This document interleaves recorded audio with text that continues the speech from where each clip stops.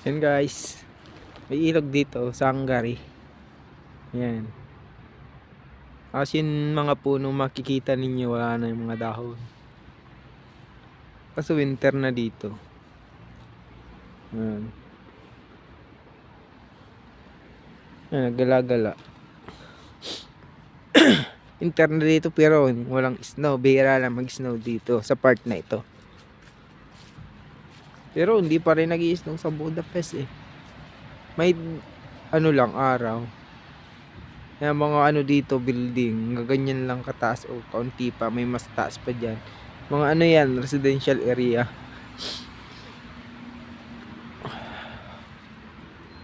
Yan. Kakaboring kasi isang buwan nung walang pasok. Kaya ito.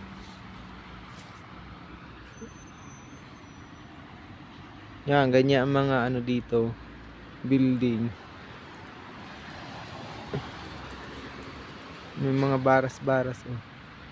Pwede kayo dito mag-exercise. Kung dyan ang accommodation ninyo, yan halimbawa dyan, malapit lang sa ang basketball court. Sa harap lang yan, nandito, katawid nyo, yan. Doon may basketball court doon, dalawa.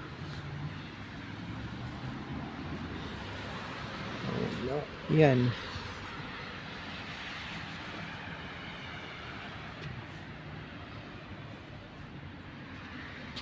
Tingnan nyo guys yung mga puno.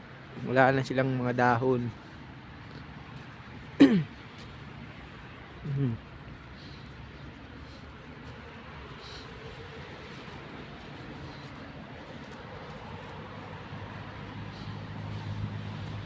Bihira lang isda dito.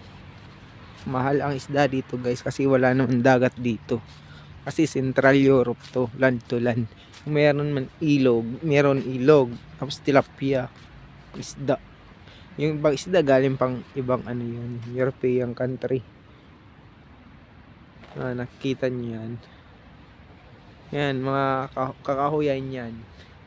Nakikita nyo yan mga kahoy na yan, mga tuwid.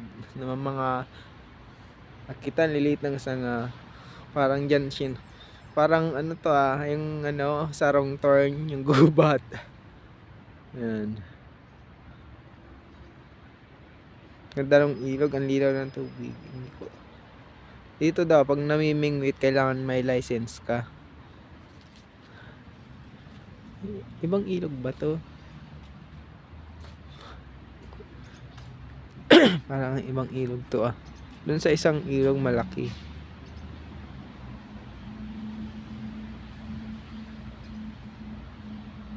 Oo nga, ibang ilog.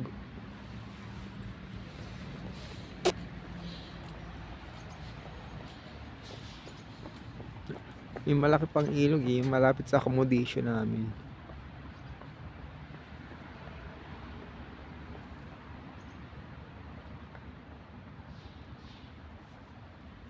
Yan, may nang mga nagja-jogging pa rin dito guys kahit malamig. Ayan yung basketball court.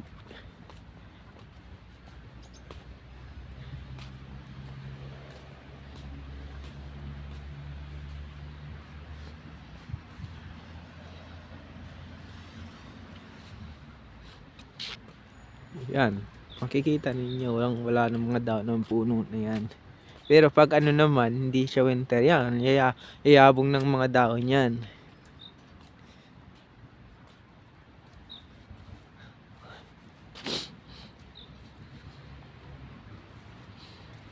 Ito yung basketball court guys.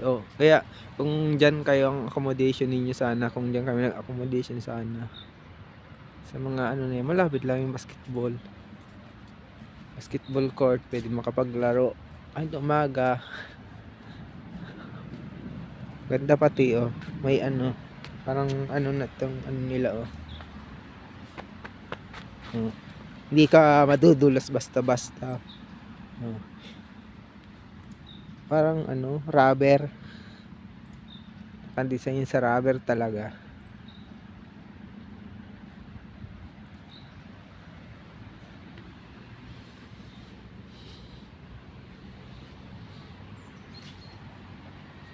Ayan, paano na guys, bye bye na. nagbabaras yung kasama ko. Yan, pa-subscribe na lang po sa aking channel, OFW Sari-Saring Vlog. Thank you very much po sa lahat. Yan. Nandito po kami sa park ng Szolnok, Hungary. Mga almost 2 hours by train papuntang Budapest. Thank you po, maraming salamat. Ang company namin dito ay Axel Group, paggawa ng e-bike, Buraot. Thank you guys.